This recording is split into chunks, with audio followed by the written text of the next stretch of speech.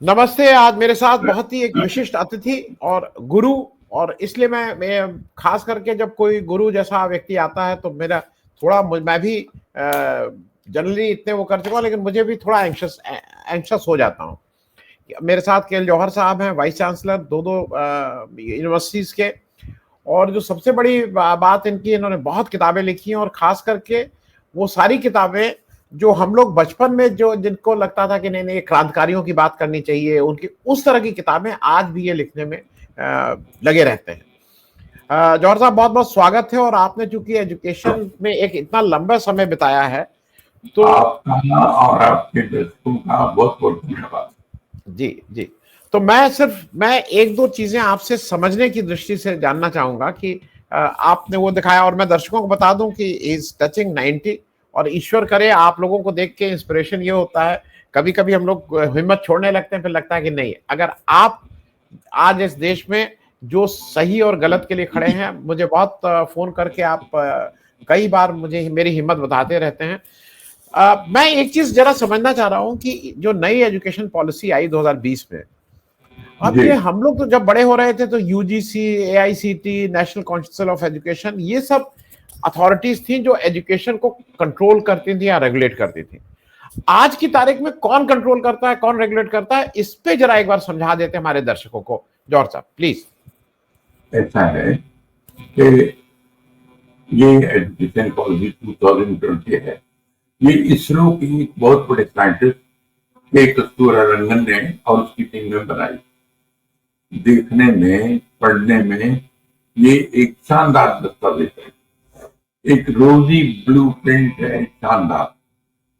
परंतु इसमें सबसे बड़ी बाधा जो मेरे कारण, जो मैं समझता हूँ आने वाली है कि इस कमेटी ने कहा है कि कम से कम 6% of the GDP should be allocated for the sake of education. जब तक 6% बजट आप एजुकेशन को नहीं दोगे, तब तक ये एजुकेशन पॉलिसी आगे बढ़ने वाली नहीं है। और यही कुछ हम देख रहे हैं।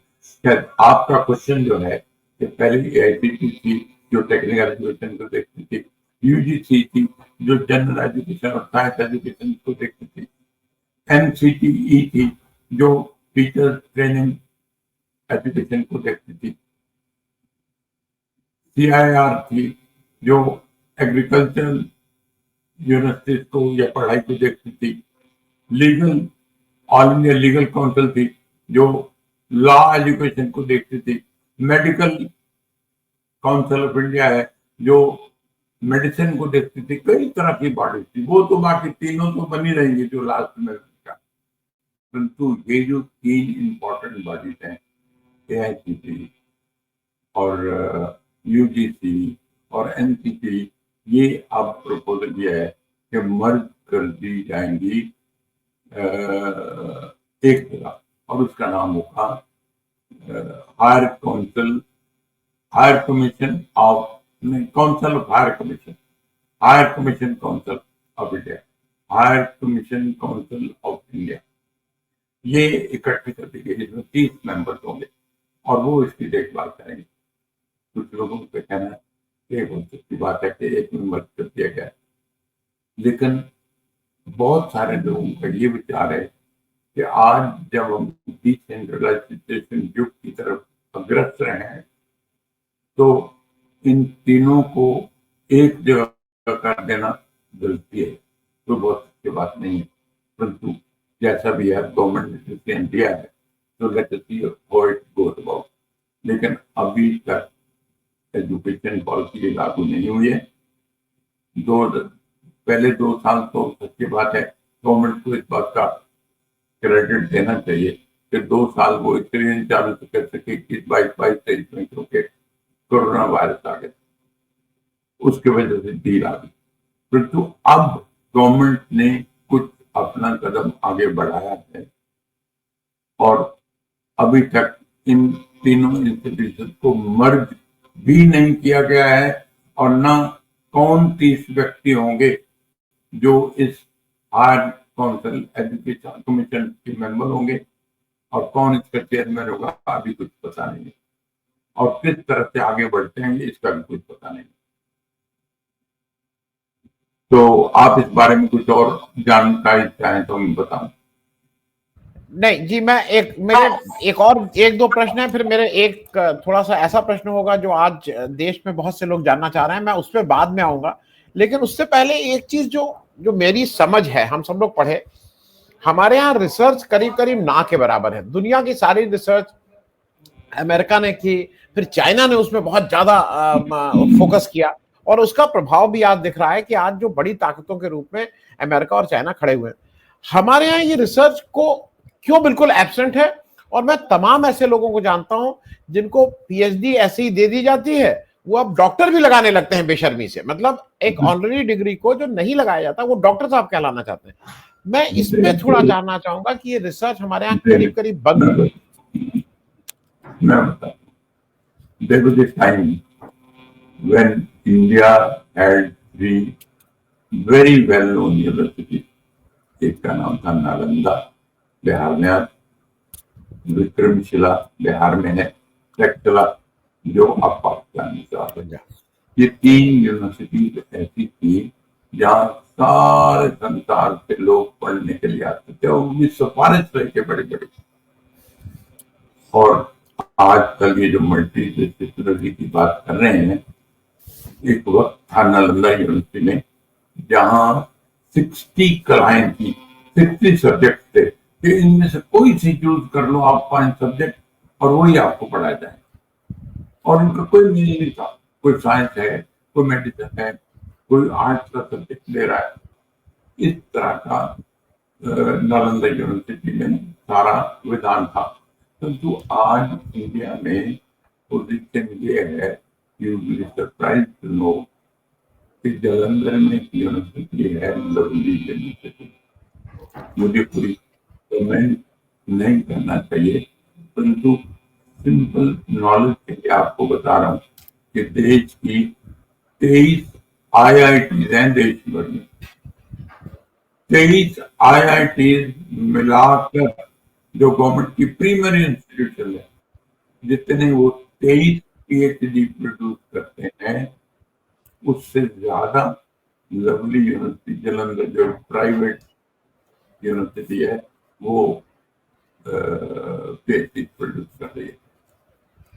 अब ये रिसर्च की एक बात है, PhD एक बात है। चलिए, PhD तो वो करता है जिसने आगे टीचर बनना हो या टीचिंग लाइन में जाना हो। लेकिन रिसर्च एक ऐसा कंपोनेंट है जिसमें आप कोई ऐसा कागज लिखें, कोई ऐसा पेपर लिखें जिसमें creativity, critical thinking, innovation involve है, जिसमें आपके पेपर को पढ़कर एक व्यक्ति ये समझ सके कि इसमें कोई नई टेक्निक है जिसको आगे डेवलप किया जा सकता है। Unfortunately that is not the case. और उसका नतीजा क्या है? अमेरिका मोनोपोलाइज कर रहा है, China is second in the race. यदि अब क्राउड इसने दुनिया भर को हिला रखा है। जैट अपना GPT है, चैट GPT जी, इन्होंने दुनिया को हिला कर रखा है। जितने भी IBM है, माइक्रोसॉफ्ट है, एप्पल है, फेसबुक है, ये सब अमेरिकन ने तो मालिक है। और अमेरिका की मेन इनकम 2 बातों से है, मैं समझता हूँ। एक हार्डवेयर सप्लाई करते हैं दुनिया भर में, और एक ये ट्रांसफर ऑफ टेक्नोलॉजी सप्लाई करते हैं। हिंदुस्तान में ऐसा आज की तारीख में कुछ भी नहीं है जो हमारे रिसर्च के नाम से हम कह सकें कि ये इनोवेशन हमारी है इंडिया की, और ये इनोवेशन हम आपको दे सकते हैं। जी, ऐसा हम सब लेते हैं, आज की तारीख में देख पा नहीं रहे हैं। परंतु यदि आप जो नालंदा यूनिवर्सिटी की लाइब्रेरी को जलने में 1 महीना लग गया, 90,000 किताबें दी उस वक्त नालंदा यूनिवर्सिटी की लाइब्रेरी में, और उसको जो जिसने अटैक किया, कोई कहता है बुद्धिस्ट है, कोई कहता है बख्तियार आलम है, कोई कुछ नाम लेता है, कोई कुछ नाम लेता है, खैर जैसे भी जरी जल। वो सारी इतनी नायाब मैन्युस्क्रिप्ट थे जिसका कोई हिसाब नहीं। उसमें आपको पता चलता था कि भारतवर्ष सोने की चिड़िया क्यों कहा है, क्यों बना।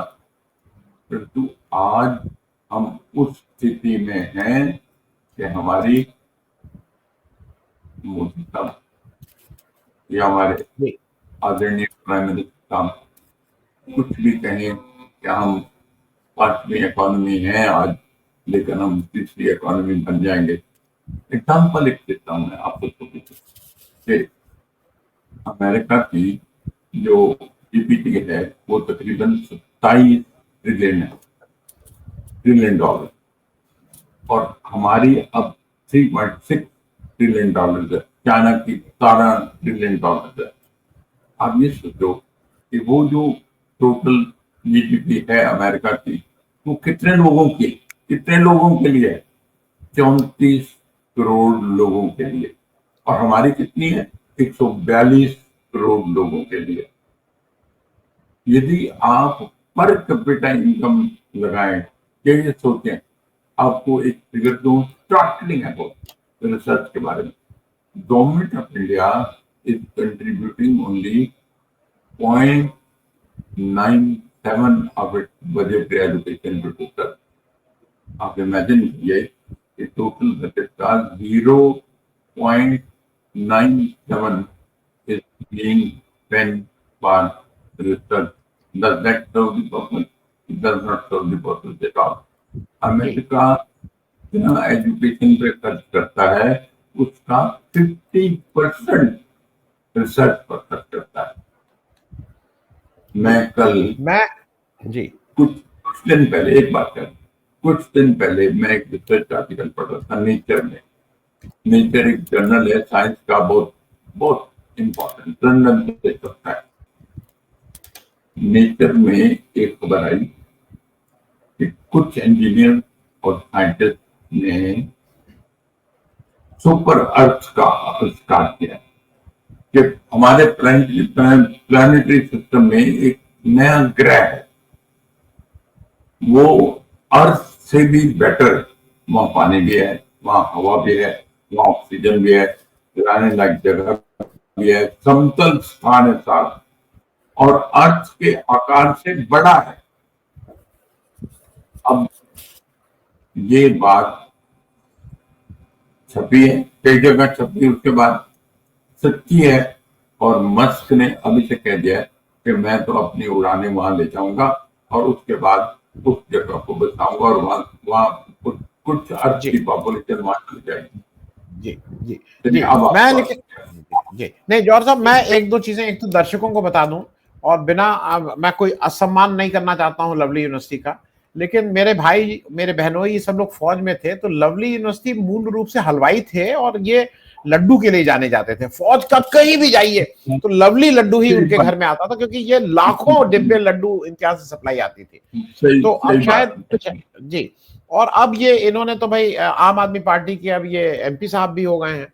तो मुझे लगता है कि जब जैसे ये जिस तरह से लड्डू बांटते थे उसी तरह से शायद डिग्री बांटने की भी एक आदत है। खैर, दूसरा जो बात आपने नालंदा यूनिवर्सिटी की कही, भाई एक राहुल सांस्कृतायन ने अकेले दम पे 2-2 बार तिब्बत की यात्रा करके खच्चरों पे कितनी ज्यादा वहां से पुस्तकें लाए। और मैं अब उस डिटेल में वो किसी दिन और आपसे बात करेंगे कि हमें क्या उनकी वक़्त थी, हमने क्या कभी अपने इंडिया चाइना के टॉक्स में ये कहा कि हमारी भाई ये किताबें हैं, इसको कुछ हमें वापस कर दो। वो मैं अभी आज उसको रोक रहा हूं। मैं एक बहुत बेसिक चीजें और आपसे पूछ रहा हूं।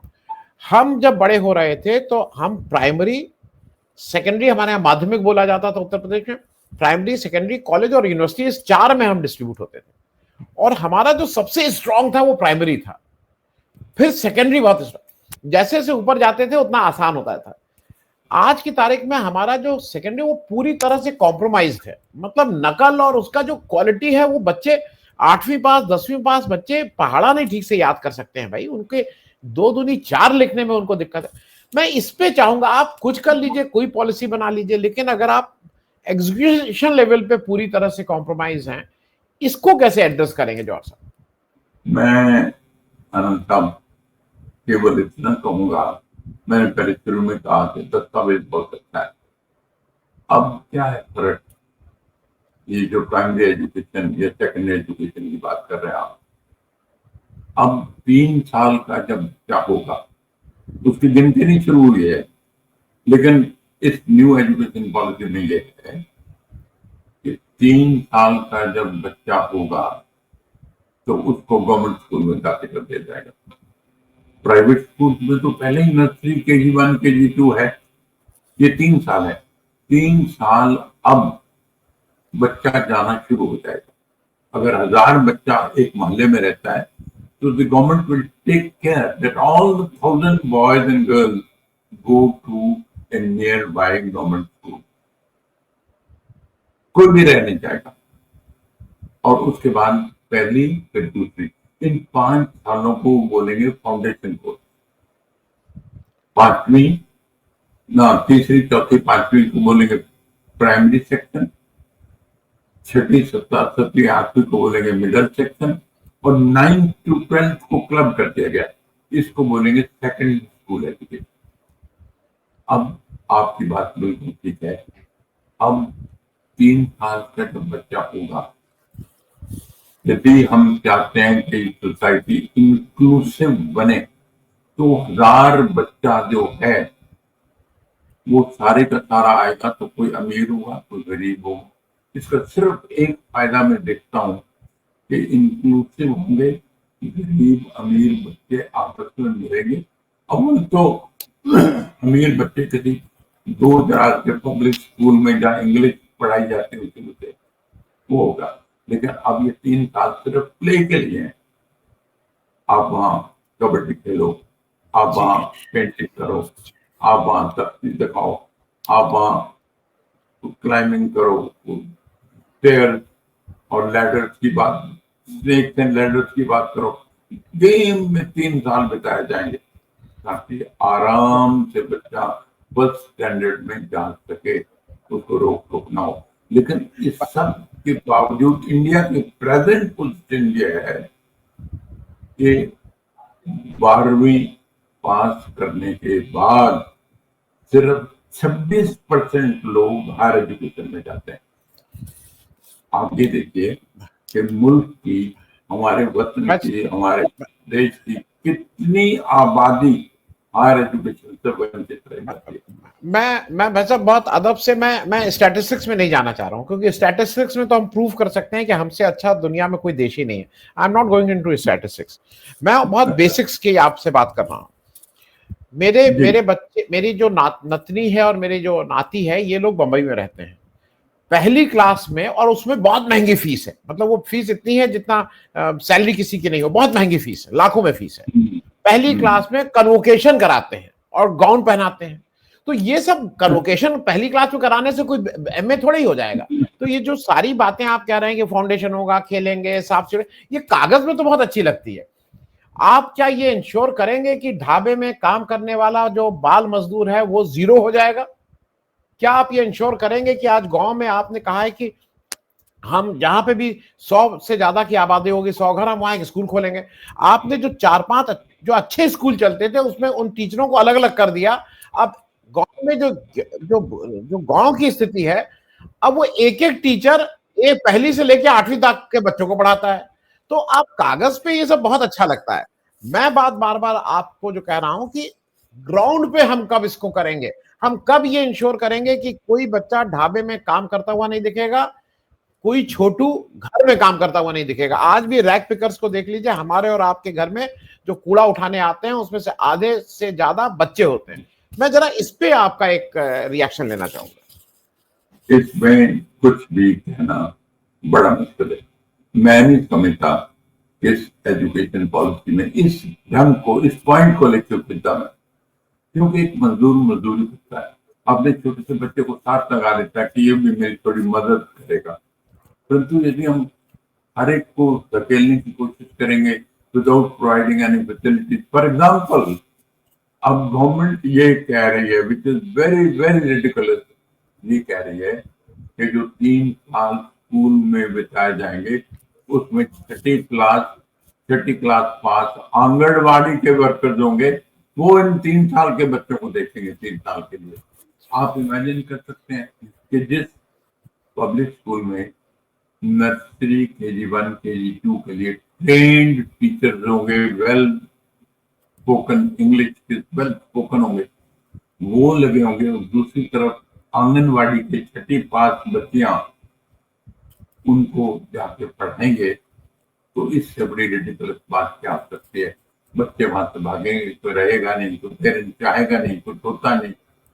ये सिचुएशन आने वाली है और गवर्नमेंट टीचर स्कूलों में दरखास्त देने को तैयार नहीं है। मैं हरियाणा से आता हूँ, मेरी कल ही किसी से बात हो रही थी, कैसी थी गवर्नमेंट स्कूल में प्ले स्कूल के नाम पर जो पहले 3 साल हैं फाउंडेशन कोर्स के, उसमें आंगनवाड़ी की वर्कर आती हैं, वो भी पार्ट टाइम, क्योंकि उनको जो पहले काम दिया हुआ है कि आप हेल्थ वर्कर दो, आप घर घर जाओ, ये काम करो, वो काम, उसके अलावा इनको ये काम करना पड़ता है। उनकी कुछ सैलरी की बढ़ोतरी नहीं हुई तो उनको क्या इंटरेस्ट होगा कि इस काम को चले। तो मेरा नहीं ख्याल, और इनको ये कहते हैं कि अब अगर हमारे 26% है तो 1935 में 50% लोगों को यूनिवर्सिटी का कॉलेज उनको पहुंचा देंगे। तो ये सारी बातें अभी तो कागज में लगती हैं, जब ये एजुकेशन पॉलिसी इम्प्लीमेंट होगी तो देखते हैं इसका रिजल्ट क्या होगा। As today I don't find much substance in the new education policy. Although, on the face of it, it's a very rosy blueprint. मैं तो कहता हूँ कि वो दिन आए, बनारस हिंदू यूनिवर्सिटी तो आपके नजदीक, आप सब उसको जानते हो, वहां के लोगों को वाइस चांसलर थे जिनका नाम था आचार्य नरेंद्र देव। आपने नाम सुना होगा, बड़ा भारी सोशलिस्ट लीडर भी था। उसके पास एक डिग्निटी, कहता आपका प्राइमरी मोटिव क्या है एजुकेशन का? Acharya ji very humbly said, I am trying to convert men and women into human being. और मेरी उम्र 90 साल होने वाली है, मैं अनंत साहब ये सोचता हूँ कि सारी एजुकेशन का एक ही पर्पज होना चाहिए, एक अच्छा इंसान बनाना। एक अच्छा इंजीनियर बनाते हो आप, बड़ा कॉम्पिटेंट है, फर्स्ट क्लास फर्स्ट होते हैं, लेकिन करप्ट है, और पुल बनाते वक्त ठेकेदार से मिलकर कहता है 10 बोरी सीमेंट के कम डालो, पुल गिर जाता है। Who is responsible? That corrupt engineer. So there are so many malpractices in the present system of education. It's a far-fetched step if we can achieve something out of it. But it's a far-fetched dream. अगर हम मेहनत करें, यदि हम well meaning human beings हों और तब teachers बने, तब तो बहुत अच्छी बात है। यदि हम टीचर्स इसलिए बनते हैं कि ये लास्ट रिजल्ट है, मेरे को और नौकरी मिल नहीं रही, तो चलो टीचर टीचिंग ही थे, तो फिर कुछ बनने वाला नहीं। जी, मैं आपने आचार्य नरेंद्र जी की बात की, हमारे लखनऊ यूनिवर्सिटी के भी वो वीसी रहे थे। और मैं चलते चलते मैं अब क्लोज करूंगा, अगली बार आपसे दूसरे कुछ विषय पे बात करेंगे। लेकिन उत्तर प्रदेश में जो इलाहाबाद हाईकोर्ट था, वहां की जस्टिस संजय अग्रवाल ने आज से 12-15 साल पहले एक बहुत लैंडमार्क जजमेंट था, और मुझे लगता है अगर वही एक इम्प्लीमेंट हो जाए ना तो कायाकल्प हो सकता है। उन्होंने कहा था कि जितने सरकारी अधिकारी हैं और जितने पॉलिटिशियंस हैं, एमएलए, मंत्री जी, उनके बच्चे, उन्होंने कानून में कहा था उनके बच्चों को कंपल्सरली सरकारी स्कूल में दाखिला देना होगा। और ये अगर हो जाए तो अपने आप कायाकल्प हो जाएगा, आपको कोई एनईपी और उसकी जरूरत नहीं है। आप जिस दिन सरकारी आईएएस, आईपीएस, मंत्री, एमएलए, इनके बच्चे सरकारी स्कूल में जाने लगेंगे, उस दिन अपनी इसी स्कूल का कायाकल्प हो जाएगा। लेकिन वो 15 साल हो गए, इस कान से बात सुन के इस कान से निकाल दी। मुझे लगता है कि आपको कोई एक, अगर कुछ करना होगा इस देश में, तो कोई एक कमिटमेंट वाला व्यक्ति इस तरह का अगर निर्णय करा, और ये कोई कुछ खराब नहीं, आपसे कहा जा रहा है आप सरकारी स्कूल जो आप चलाते हैं, जिसके लिए आप रिस्पॉन्सिबल हैं, उसमें अपने बच्चे को डाल दीजिए, मामला ठीक है। मैं आपसे और अग्रवाल साहब बिल्कुल मुतफिक हूँ, मेरी राय भी यही है। लेकिन आज के हालात पर एजुकेशन को लेके दो बातें मैंने आपसे कही थी, करेंगे वो हम अगले इश्यू पे करेंगे। तो ये जो ग्रेजुएशन सिस्टम है, इसमें बड़ी भारी चेंज है, और दूसरा ये एम्प्लॉयमेंट की सिचुएशन क्या होने वाली है, और तीसरा ये जो मल्टीपल कहते हैं डिसिप्लिनरी करेंगे कि कितना डिफिकल्ट होने वाला है, या क्वालिटी एजुकेशन जब 10-10 घंटे बिजली कट रहती है तो क्या अचीव कर पाएंगे हम लोग इंटरनेट से एजुकेशन देने के लिए। ये सारी बातें अगले किसी जरूर करें, जरूर करें। लेकिन बहुत बहुत धन्यवाद। लेकिन बहुत अच्छा लगा आपसे बात कर। जी, बहुत बहुत धन्यवाद बात करने के लिए और समय देने के लिए। Thank you so much. Thank you so much.